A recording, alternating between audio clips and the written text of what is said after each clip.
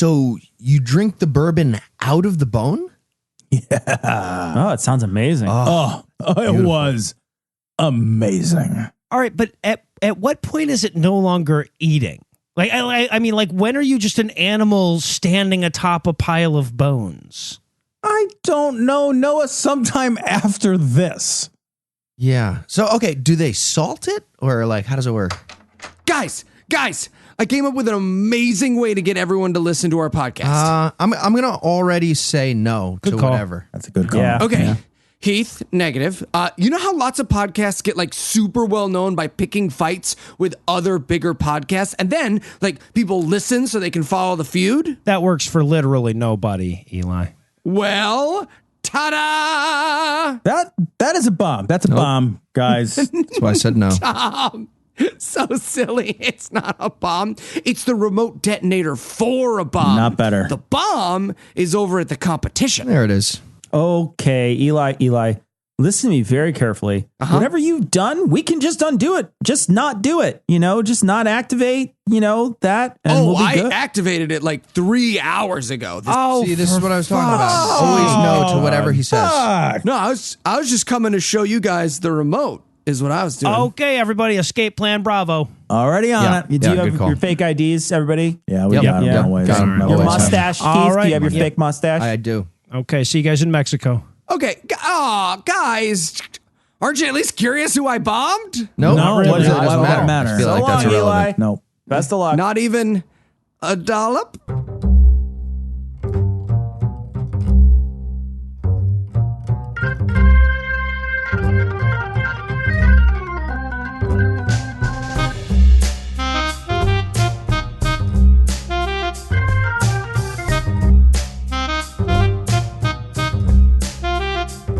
Hello and welcome to Citation Needed, the podcast where we choose a subject, read a single article about it on Wikipedia, and pretend we're experts. Because this is the internet, and that's how it works now. I'm Eli, and I'll be the czar tonight, but I'll need some bombas. First up, two men who would never call out their dear friend for a lazy intro, Heath and Tom. That's true. I'd never do that. You're fat. So am I, to be fair. We're fat. Well, guy, let's not lazy shame. Lazy is an identity. I'm actually polysloth. There was going to be a parade, but there wasn't. Yeah. So. And also joining us tonight, the nerds keeping this group project afloat, Noah and Cecil. Yeah, keeping things afloat is only one of the many qualities Cecil and I share with demonic sewer clowns. Yeah, that and the deadlights. You're right. Yeah. Now, before we begin the show tonight, I want to take a moment to thank our patrons. We are blown away by your megatons of generosity. If you'd like to learn how to join their ranks and get access to all sorts of cool behind-the-scenes stuff, including Patreon-only minisodes, be sure to stick around till the end of the show. And with that out of the way, tell us, Tom, what person, place, thing, concept, phenomenon, or event will we be talking about today? All right. Today we'll be talking about Tsar Bomba. La Bamba. All right. Tsar Bomba. Tsar Bomba. Bomba, I'm doing it too. I'm also part of this. Three best friends doing it together. And Noah. Let's never do that again, Tom. You can't put lightning back in the bottle, buddy. Next time we're all together, I've got Tsar Bomba shirts made up, hats. Keep trying to drop it into conversation. Eli's just trying to get us all on an airplane so we can die like Richie Valens together. This is because Heath wouldn't play the He's Got a Bomb game with me on the trip to UK. God.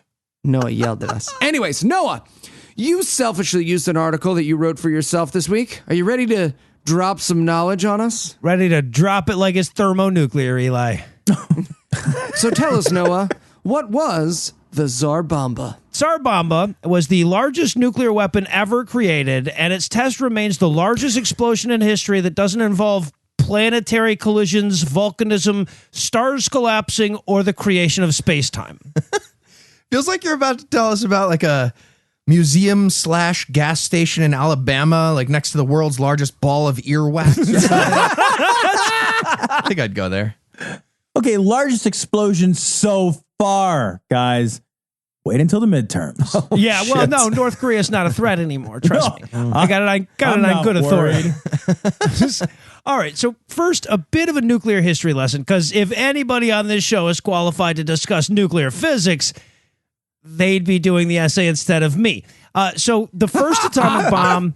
We're all stupid. So the first atomic bomb was detonated in 1945 in Alamogordo, New Mexico, and at the time, that seemed like a pretty big deal.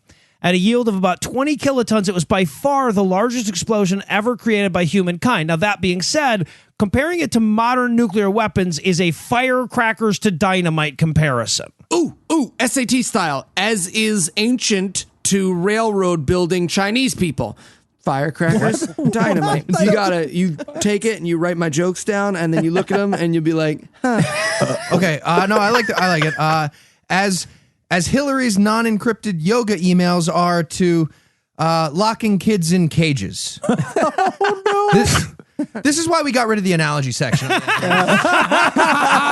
not a fun game. So by 1949, the Soviets ended the U.S. monopoly on nuclear weapons with Joe 1, which is the name the Americans gave to the first successful Russian nuclear test. And since huge fucking bomb was the limit of U.S. military strategy at the time, we immediately set about creating a bomb that would render the current nuclear bombs obsolete. I love this race to make something more destructive thing we have going with Russia. We're doing it with presidents right now. So... And winning. Yep. At first it was mine shafts. Now we're focused on the Mein Kampf. Yeah. That's good. But Dad, I want to destroy the world. Now, son, you can already destroy it. I want to destroy it bigger. Oh, okay. And indeed, that was our foreign policy. Yeah. And the result of that policy was the thermonuclear bomb, commonly known as the hydrogen bomb or the H-bomb. Now, I can't go into a whole lot of detail on how these differ from regular atomic bombs because that's complicated and it has a lot of science. But if you want detailed instructions on exactly how they're built, I'm pretty sure Michael Cohen can do that for you for a price. No, wait. I've got this one. See, thermo comes from the Latin root thermos. So the thermonuclear is like a nuclear weapon that has coffee in it. That's thermos nuclear. Exactly. So, okay. Anyway, the first of this new breed of weapons was tested in 1952, and with a yield of 10 megatons. Remember, the first one was measured in kilotons. It marked a new era in killing all sapient life on Earth. Now, the bomb and all the cryogenic equipment it needed weighed in at about 82 tons. So, yeah, not like this was a deployable weapon, but the concept was proven. The staged thermonuclear design worked. You build that. He's just like, oh, yeah, Russia, bring your entire population to the middle of this desert and say that. You see? Right. We could totally save all this military escalation by allowing whatever bomb you want to build, but the delivery method has to be a trebuchet. Great if you're not in South Korea, right? I like that. Or an angry bird has to, grip it by the husk. The bomb goes off and you're fine just laughing at it. It's like, oh, fuck, they're wearing hard hats. We didn't Plan ahead. Now, the good news is that after that, humankind would never develop a more powerful type of bomb. The bad news is that's only because there is no more powerful type of bomb, even theoretically, right? The yield of an H-bomb is limited only by its size and fuel, so you could conceivably build one big enough to blow up the entire planet, which someone will basically try to do before this story is over. Is it me? No. Because that sounds like a me kind of thing. No, Eli, buddy, I think the world is safe from you building any device that requires scientific and mathematical accuracy or the use of any tool of any kind whatsoever. Eli builds a helium bomb. You remember that at the JonBenet Ramsey Platinum Night. Pronounce nuclear. Nuclear. They just keep on going up to a more and more powerful type of bomb. At a certain point, we're just going to abandon the megaton and just work our way into larger and larger yo mama units. Oh, yeah. The arms race is such a fucked up game. It's just like an escalating series of diagrams of how I'm going to flip the Monopoly board and showing it to the other guy. You're doing birds and slingshots? Fine. No, fine. Check this out. Look at my blueprint. I'm going to murder the Parker brothers, destroy their factory, and melt the entire world of board games. Deal with that. All right, so now before we move on to the Russians, we have to talk about one more American nuclear test, and that would be the notorious Castle Bravo test. This took place at Bikini Atoll in March of 1954, and at 15 megatons, it was the largest weapon ever tested by the United States. Your mama's so fat that her bikini weighs 15 megatons. Your mama's so ugly, she paid a toll to wear a bikini. I think we all paid that toll, Tom. All right, so to put that in perspective, usually for whatever reason, nuclear bombs are described in terms of how many times more powerful they are than the bombs we dropped on Hiroshima and Nagasaki. It's a fucked up system. Yeah, and that strikes me as a bad move, right? That's like German people measuring things in Holocaust. Like, just say 18 million, Angela. We don't need 3 Holocausts. It's so fucked up. There's this one guy, he's like, oh man, rough one at work today. It was like a 6 plantation day today. I feel like that was definitely overheard in the Goldman Sachs elevator. That type of shit. Like, how much did you clear on that trade? Like 5 low-end Holocausts, an Amistad hull, and do nothing for Puerto Rico. Something like that. All right, so but here's the thing, though.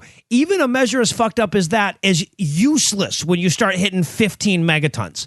All right, it was more than 1,000 times as powerful as those bombs that took out whole cities. The mushroom cloud from the Castle Bravo test reached a height of 47,000 feet and a diameter of 7 miles. It left a crater 6,500 feet in diameter and 250 feet deep, and the fireball was visible from 250 miles away. Holy shit. And the Roadrunner just zips out the other side. Motherfucker! Back to the chalkboard. Damn it. Those Acme rockets have leveled the fuck up. But never quite enough. 6,500 feet in diameter? That's your mama's foot pool. Damn! All right, so now obviously the U.S. was expecting a big explosion, but they weren't expecting that. In fact, the yield of the Castle Bravo bomb was about 3 times what the scientists were predicting, and that, combined with an inauspicious shift in the weather, turned this into one of the biggest radiological disasters in history. Larry, did you carry the fucking 3? 3 in metric? Or sorry, I just got hired to build some O-rings for NASA. I was in the weeds. Can we just pause? Too far. Can we just pause for a second? Remember that there was a time when we didn't have to rank our radiological disasters. Yes. Oh, that's great. A lot of tuberculosis back then, but it was great. So the resulting cloud contaminated a 7,000 square mile swath of the Pacific Ocean. 2 islands to the east of the detonation were evacuated. Others weren't, though. What? And natives of the Marshall Islands got a lot of funny-looking kids out of the deal. They also eventually got some financial assistance from the U.S. government, but I'm sure they'd be willing to trade that back for, the correct number of eyes. Yeah. Okay. Hold on, though. Did we give them more eyes or less? Because if it's more, you're welcome, Marshall Islands. All right, so anyway, the whole time the U.S. is testing bombs big enough to destroy whole states, the Soviets are looking at their own puny little bombs that can only destroy large cities, and they're getting a little jealous. But since their scientists are inferior to ours, USA. rather than figure it out for themselves, they stole it again. Or they stole parts of it and figured out the other stuff for themselves. But one way or the other, we made it through the game without using the playthrough, and they didn't. But within a year of Castle Bravo, the Russians were testing thermonuclear bombs of their own. They have most of the recipe, and they're stuck guessing the rest. Hey, Boris, what's a 9-letter word for atomic number 94? And it's not like you wrote. That's stupid. It's not bomb noise. Also, use a fucking pencil if you're stupid. And we're doing all caps, obviously. Just put a lowercase in across. Who does that? All right, so by now, of course, the Castle Bravo thing is infamous all over the world. It's actually said to be the inspiration for the first Godzilla movie, for fuck's sake. And if there is anything Nikita Khrushchev hated, it was somebody being seen as more monstrous than him.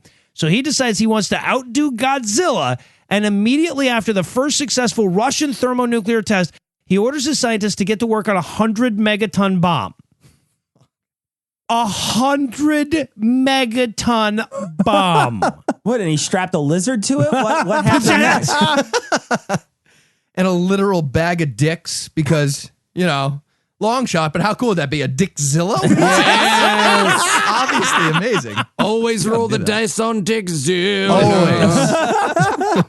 To be fair, though, only a pussy would have been deterred by just a 15 megaton bomb. I mean, do you even annihilate, bro? Now, luckily for Earth, cooler heads prevailed because fuck knows what a bomb that size might have done. Khrushchev was pretty adamant about it because 100 sounds really big, but scientists were afraid of the fallout, and nobody in the Soviet Air Force wanted to volunteer to drop a nuclear bomb they couldn't possibly outrun before being incinerated by it. Jesus. Also, they didn't want to unleash Cthulhu, so eventually they placated Khrushchev.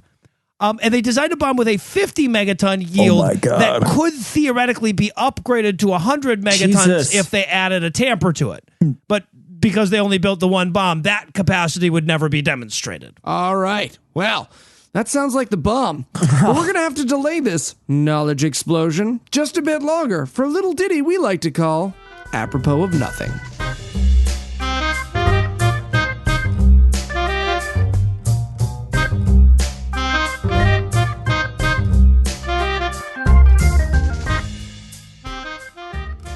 Prime Minister. Yes, Yorgi, come in. You wanted a status update on the project. The biggest bomb ever? Yes. How is going? Well, good news first is definitely biggest bomb ever. Wonderful. And what is bad news? So bad news, kinda same as good news, is biggest bomb ever. Okay. And therefore we can't move it, can't drop it. We can really only sit where we built it and maybe blow up us? Oh, so this is bummer.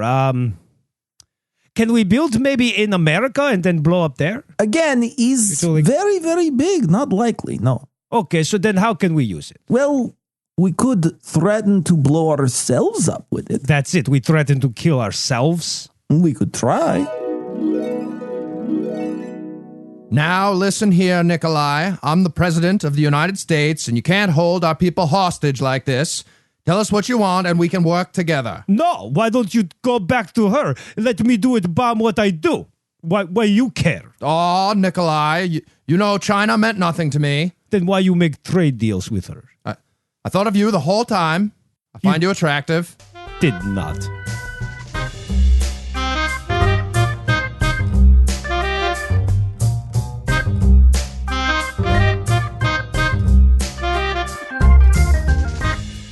And we're back. When we last left off, we'd listened to half an essay about a bomb that barely got mentioned. So are we going to blow this fucking thing up now, or what? Eventually, Eli, but just for being impatient, first I'm going to list a bunch of other names it was known by. In America, we generally refer to it as Tsar Bomba, but in Russian, it's alternatively called Big Ivan, Vanya, Kuzkina Mat, Project 7000, Product Code 202, and article designations RDS 220, RDS 202, RN 202, and AN 602, and the CIA designated it as Joe 111. Yeah, use a long, pointless list to make the show we all make money off of more boring. That'll show me no eyes. That'll teach me. You know, if you start typing that directly into Heath's Pornhub bar, it autofills all of that stuff. That's important, though. I mean, I watch a lot of stuff. Mostly just a Russian lady licking a piece of uranium next to a mic and slowly dying. It's Fuck. just cutting it all into nice, even strips. You're just pretty soft crackle. Yeah, you got it. It's a pretty sweet way to help you fall asleep. It's relaxing. Okay, and the bomb, nobody asked the bomb. The bomb wanted to be called Zay, but we have a little something called free speech in this country. Patreon.com/citation pod. We can hate trans people too.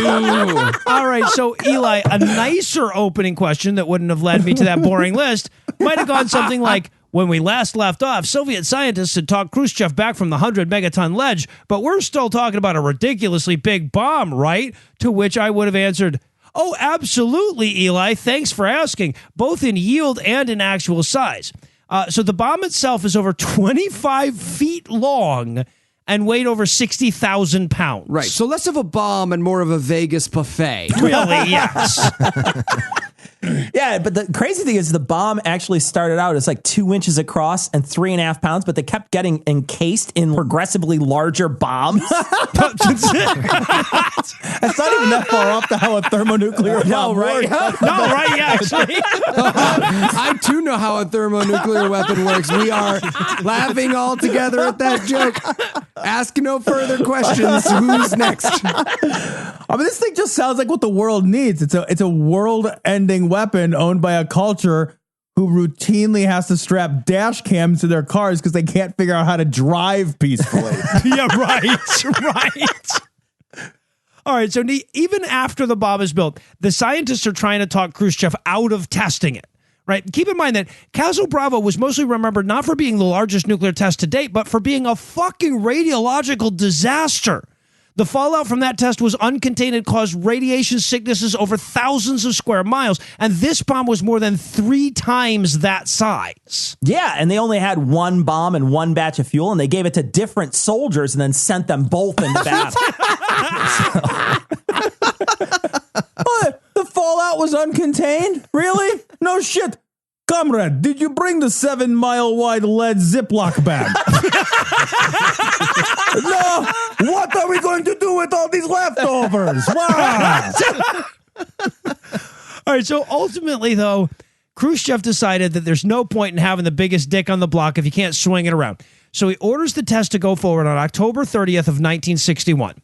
The site is on Severny Island, which is the giant dildo-looking island that sits north of the Russian mainland, stretching out into the Arctic like it's trying to fuck Santa Claus. Why is it a dildo and not a dick?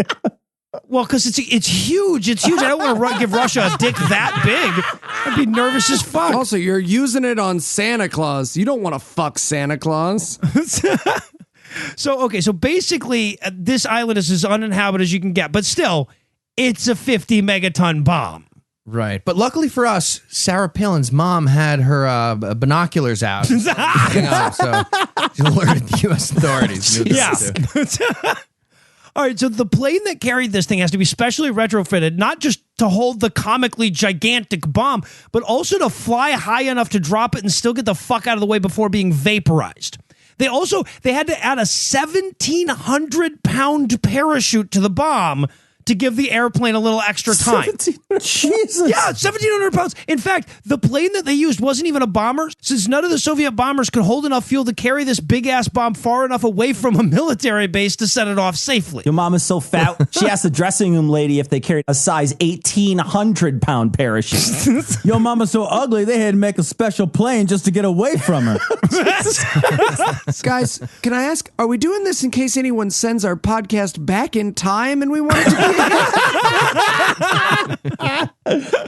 All right, so 2 planes take off from an airfield in the Kola Peninsula early that morning. One to carry the bomb, the other to film the test. Well, I call photo plane. Yeah, right. And I call fly the fuck away as fast as I can plane. Yeah, no backseats. All right, so now both of these planes are covered, they're coated with a special reflective white paint to minimize heat damage, because when you're dealing with a 50 megaton bomb, there's no such thing as a minimum safe distance. According to the article, the crews of both planes were given about a 50% chance of surviving this test. Pilot leaves that morning. Maybe make dinner, just in case, but not like huge thing. Don't get like crazy. Oh, honey, you seem worried. No, I'll be fine. They painted the airplane. What? Oh, no, they painted it white. You still seem worried. What the fuck? I got one of those silvery things to block the windshield. Yes. I can't find a shady spot. I'll crack the window. So, all right, so they dropped the bomb from a height of 6.5 miles in haul ass. The bomb is designed to detonate when it reaches 4 kilometers above the surface, about 2.5 miles. So the plane manages to get almost 30 miles away before it detonates. The shockwave is so severe that the planes instantly drop more than a half mile down. But luckily, both of the pilots managed to recover, and both of the planes land safely back at the base. And the pilot just looks at the co-pilot, like, "Oh, roll down a window." Actually, don't do that. All right, farts. So Now, speaking of farts, initial estimates of the bomb put the yield at between 55 and 60 megatons, though Russian sources always say 51. Original calculations suggested that the fireball would reach the ground, and now keep in mind it's exploding from a couple of miles up, but the shockwave from the explosion actually prevented that, bounced off of the surface of the earth, and pushed the fireball back up. What? Yeah, not that that matters. I'd like for them to know. But yeah, when they that would figured be this out. nice. Well, you got that's why you got to try these things. So not that it matters, by the way, that the fireball didn't reach the ground. It's not like the ground was safe. Everything below it was vaporized one way or the other. But that did cause the fireball to rise way higher than expected, nearly reaching the height from which they dropped the fucking thing. The flash from this was visible at least 600 miles away. Oh my God! And probably further, but because the area is so sparsely populated, that's as far away as anybody can confirm. Your mom is so fat when she takes her shirt off, the flash is visible 600 miles away. Your mama's so ugly when she takes her shirt off, she vaporizes everything in sight. All right, I want to play. Your mom's so fat when she gets vaporized, the GOP denied her contribution to global warming. Good try, though. Good try. All right, Your mom's dead. I want to play. Doing it right? All right, so the resulting mushroom cloud rose to about 40 miles in height. God That's damn. about 7 times the height of Mount Everest, as the wiki helpfully points out. The base of this mushroom cloud is about 25 miles wide. There was a village about 35 miles from ground zero, and I do mean was. It had been evacuated before the test, which is good because every building in it was destroyed. In districts over 100 miles away, wooden houses were leveled and stone houses lost their roofs, and radio communications were interrupted for almost an hour. The camera pans back and there's just 3 pigs sobbing over their wooden houses and stone houses. They're just hugging each other. 3 perfectly cooked pieces of bacon just standing there. Just a Turkish Angry Bird laughing at him like, that's like an Armenian genocide. Think about an Armenian genocide. Allegedly. Exaggerator. This is Crazy Ivan playing all the top 40 hits. We're going to take a quick break for a little terrifying apocalyptic silence while I do a quick trial run on ending the world. Right. All right, so estimates after the fact show that the explosion could have caused third-degree burns from more than 60 miles away. Windows were broken more than 500 miles away, too, because of something called atmospheric lensing. Don't ask me. The explosion was, like, way overperformed, and windows were breaking in Norway and Finland from this motherfucker. Sensors in the U.S. could still pick up the shock waves after their third trip around the world. People are just like, whoa, dude, what happened to your face? Oh, the burns? Yeah, I was an hour drive away from a bomb exploding. Right. My windows broke. On the interstate. Your mom is so fat she causes atmospheric lensing. Your mom's so fat when she died, it was considered ethnic lensing. Your mom is so ugly. She's got 3rd-degree burns. Fuck, man. I'm really sorry about your mom. Shit. Feel bad about it now. All right, so as I already said, when they set this thing off, it produced the largest explosion ever created by humans. And it's impossible to actually get your head around how big a fucking boom we're talking about here. But there are a few stats in the Wikipedia article that helped a bit. So this explosion was about 1,500 times the combined power of the bombs we dropped on Hiroshima and Nagasaki. Do you have that in Wales during the Trail of Tears? Is that a measurement they use? That would be 260 giga whales. Giga whales. Yeah, I thought we had All right, come on. Let's be positive. It was the size of saving millions of American lives. All right, couple more stats here. Tsar Bomba contained 10 times the combined energy of all the conventional explosives used in World War II. Jesus. Put together. Wow. It contained a quarter of the estimated yield of the 1883 eruption of Krakatoa. And this one blew my fucking mind, this one nuclear test accounts for about 10% of the combined yield of all nuclear tests to date. There have been over 2,000 nuclear tests to date. You're fucking up the curve, man. Pretty good. A return on investment. Eventually, these bombs will count for all life on the planet. So That's true. That's true. Like, is testing really the right word? Like, aren't we just showing off at this point? Like, Russia's just taking a fucking selfie in front of the mushroom cloud, duck lips pouting stupidly at the camera, like trying to find a filter for atomic backlighting. Fuck's sake. South Korean Instagram has that one. Yeah, no. Now, in the immediate aftermath of the test, world leaders rushed to condemn it. Of course, Russian and Chinese media didn't even mention it, though they did spend a lot of time harping on an underground test the U.S. had carried out the day before. So there were good and bad people on both sides, is what they're saying. But her emails indeed. And if you had to summarize what you learned in one sentence, Noah, what would it be? That would be... That's fair. That's fair. Okay, are you ready for the quiz? I think so, sir. Okay, this bomb is owned by Russia. Just think about that. Why is that a problem? Russia. A, in Russia, selfies with wild bears are an actual thing. That's true. B, 25% of Russian men die before the age of 55. That number is worsened among those who drink 3 or more half liters of vodka a week. Jesus C, Christ. the rich in Moscow drive ambulances to avoid traffic jams. Or D, like you wouldn't do that. no one will sell me one. Or You D, ever get behind one, though? That's the best. Oh, or ride that D, rail. there is no word for fun in Russian. I have a feeling like there's no wrong answer here, but I'm going to go with E, all of the above. Let's go with that. It's true. Yeah, it's terrifying. Now, Noah, I've never met your mom. She listens to the show. She must be a wonderful lady, but I've got to read this question to me. Your mama has a lot of other qualities. Which of the following will be etched into the dumpster-sized urn you'll keep her ashes in? A, your mama's so ugly when she plays Mortal Kombat, Scorpion shouts, "Stay over there!" Your mama's so classless, she's a Marxist utopia. Very smart joke. C, your mama, super smart. Your mama's so fat, the Sorting Hat put her in the Waffle House. Or D, your mama's so old, she had a separate entrance for black dicks. That's amazing. All right, those are all some great Yo Mama jokes that I'm sure you came up with on your own. I there, did Cecil. not. I did not come up with any of those. We write our own jokes on this show, Cecil. I was so proud of you.